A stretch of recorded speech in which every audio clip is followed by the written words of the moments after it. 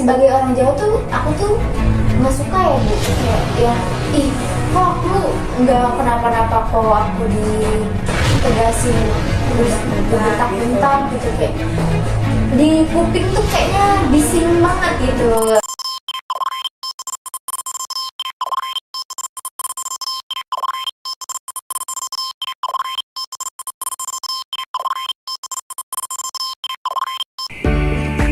Assalamualaikum warahmatullahi wabarakatuh. Halo semuanya, perkenalkan nama saya Nurania Rindiasari dengan NPM 2021-015-00268. Nah, video ini saya buat untuk menyelesaikan tugas akhir dari mata kuliah konseling lintas budaya. Sebelum kita masuk ke video konseling, saya akan membahas terlebih dahulu apa sih konseling lintas budaya. Jadi, konseling lintas budaya adalah layanan konseling yang mengakomodasi perbedaan budaya antara konseling dan konselor. Konseling ini juga penting untuk membantu individu dari berbagai latar belakang budaya berkomunikasi dengan lebih baik. Pada konseling kali ini, temanya adalah perbedaan antara budaya. Jadi, ada klien di mana klien itu merasa shock dengan perbedaan budaya yang ada, di mana budaya klien adalah budaya Jawa dan temannya itu memiliki budaya Batak. Dari komunikasi yang ada, klien tuh merasa kalau klien tidak suka dengan logat bicara yang disampaikan oleh temannya. Seperti yang kita tahu bahwa Batak dan Jawa itu memiliki intonasi suara yang berbeda, di mana Batak memiliki intonasi yang tegas dan lugas, sedangkan Jawa itu biasanya lebih ke halus dan lebih ke sopan santunnya. Jadi ada beberapa perbedaan yang harus diselesaikan di permasalahan ini.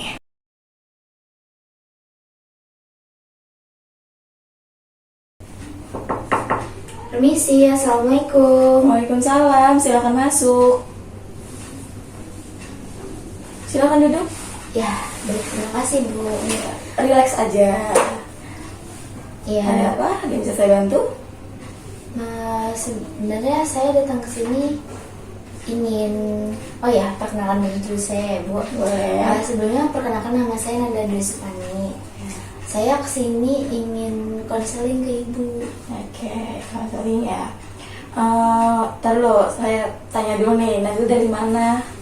Saya dari Cibinong Bu. Oke, boleh silakan minum dulu biar relax. Diminum ya Bu? Ya, silakan.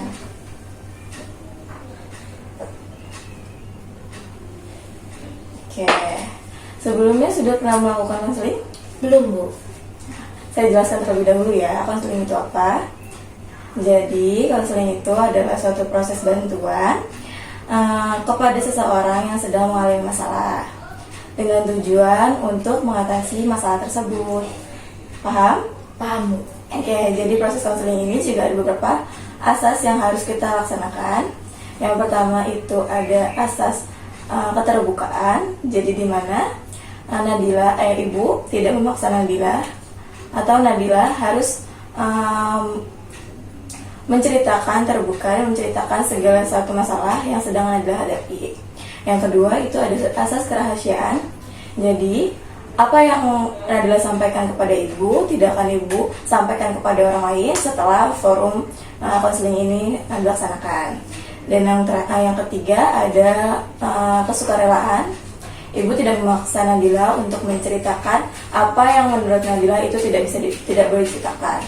Dan yang terakhir asas kenormatifan. Jadi di sini konseling ini kita harus menaati norma-norma atau asas-asas yang ada. Itu paham? Sangat paham Bu. Oke, mau minum lagi? Cukup Bu. Oke, bisa diceritakan apa permasalahannya? Oke, pertama-tama saya mau cerita yang beberapa minggu ini saya baru pulang dari Medan Bu. Lalu saya mengalami culture shock Bu, dimana saya kan hidup di sekitar atau di wilayah yang berdominan itu orang Jawa, dimana kalau budaya orang Jawa itu kan cenderung menggunakan bahasa yang halus, sopan, terus nggak belak-belakan. Sedangkan setelah saya kemarin visit dari Medan, saya itu mengalami perbedaan yang sangat-sangat jauh sekali, di mana orang Medan itu ngomongnya belak-belakan, nadanya tinggi dan tegas kalau bicara. Terus sebagai orang yang hidup di sekitar orang Jawa itu kayak merasa tersinggung gitu kalau diajak bicara dengan nada yang tegas gitu, kayak kaget gitu, kayak nggak biasa lah gitu kita diajak bicara dengan nada yang tegas. Terus saya juga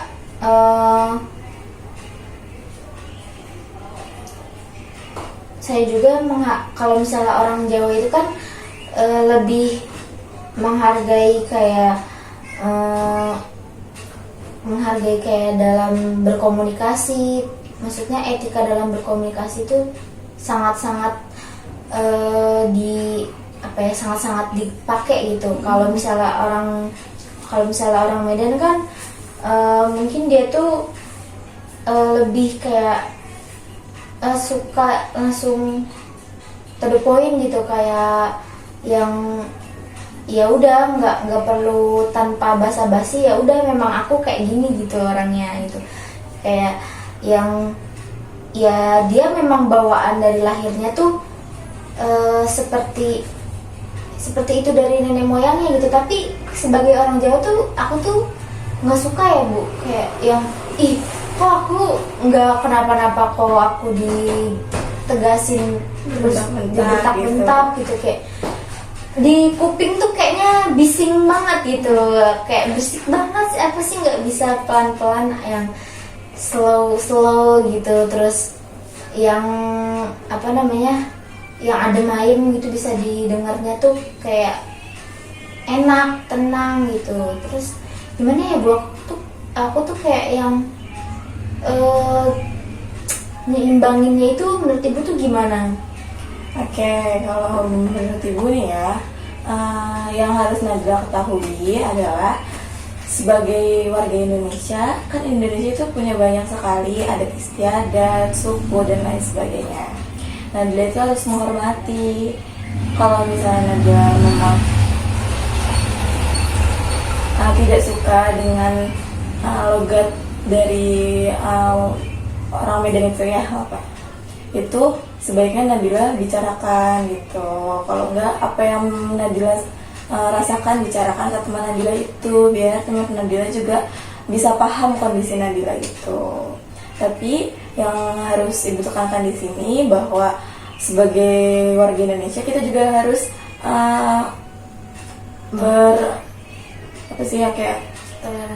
bertoleransi gitu. Jadi kayak banyak suku di mana kayak dari Aceh, Ibu Nadila juga dari Aceh kan? Dari Aceh kan? Aceh juga kan logatnya berbeda dengan orang Jawa.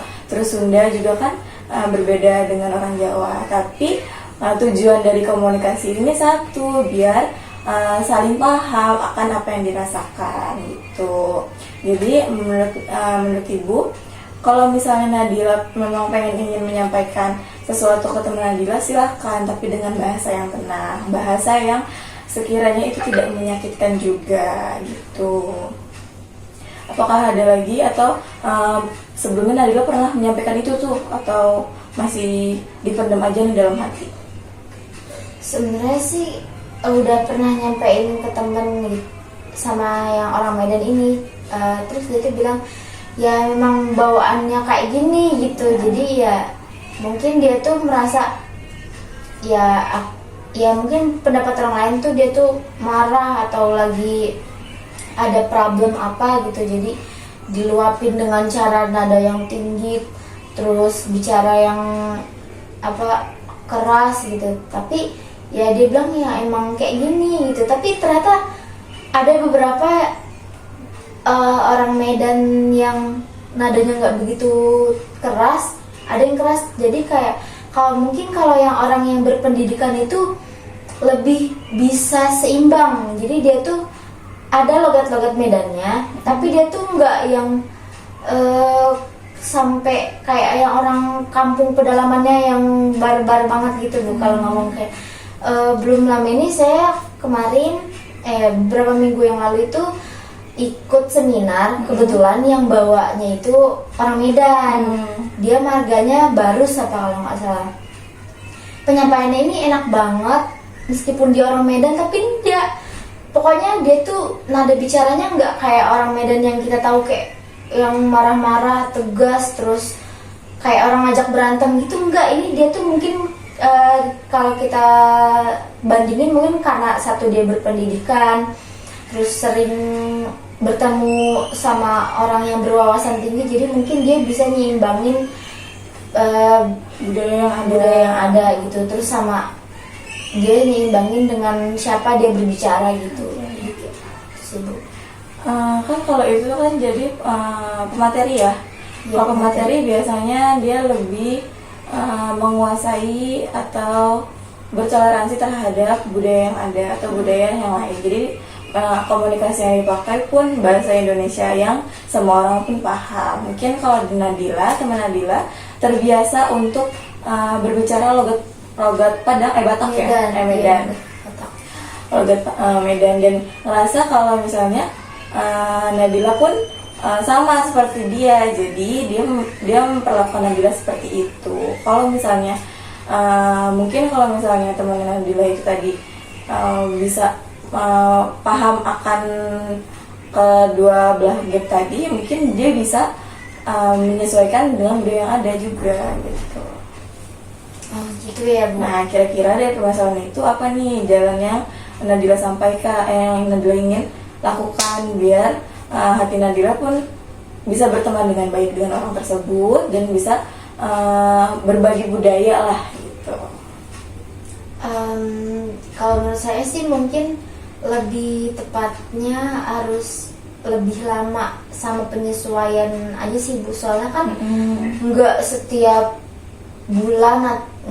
bulan ngobrol sama si anak ini gitu. Jadi kayak yang ya mungkin kalau misalnya udah kayak kita udah sering ngobrol aja, jadi nggak kaget lagi gitu. Kalau menurut aku sih kayak mungkin lebih di penyesuaiannya itu memang belum lama, jadi kayak yang kan baru kenal gitu, baru ibaratnya baru ya belum ada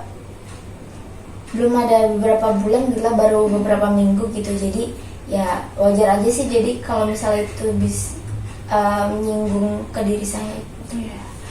Kalau misalnya menurut Ibu nih ya, lebih baik Nadila itu belajar juga nih akan budaya Batak tersebut. Jadi kita tuh saling bertukar budaya juga bisa, atau enggak yang bisa disampaikan itu Nadila memahami kalau misalnya teman Nadila memang seperti itu, begitupun sebaliknya teman Nadila juga memahami kalau Nadila juga seperti itu, gitu sih ya. Ada lagi yang bisa disampaikan? Sepertinya sangat cukup sih Bu. Oke. Sudah cukup? Sudah cukup. Baik, terima kasih. Boleh diminum lagi? Iya, saya minum ya Bu. Iya, silakan.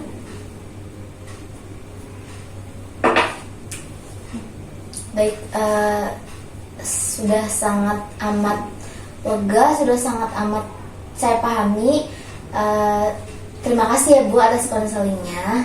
Sama-sama. Saya pamit ya Bu. Baik, semoga jadi bisa berteman dengan baik ya Nat. Terima kasih Bu. Iya.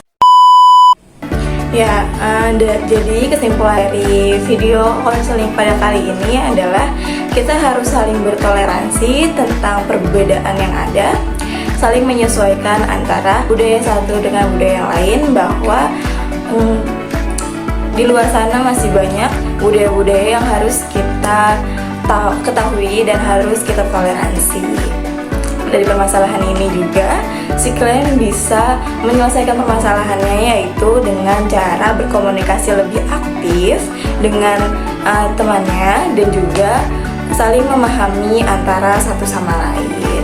Sekian video yang saya dapat sampaikan, semoga bisa menjadi pembelajaran untuk kita semua Wassalamualaikum warahmatullahi wabarakatuh. Dadah.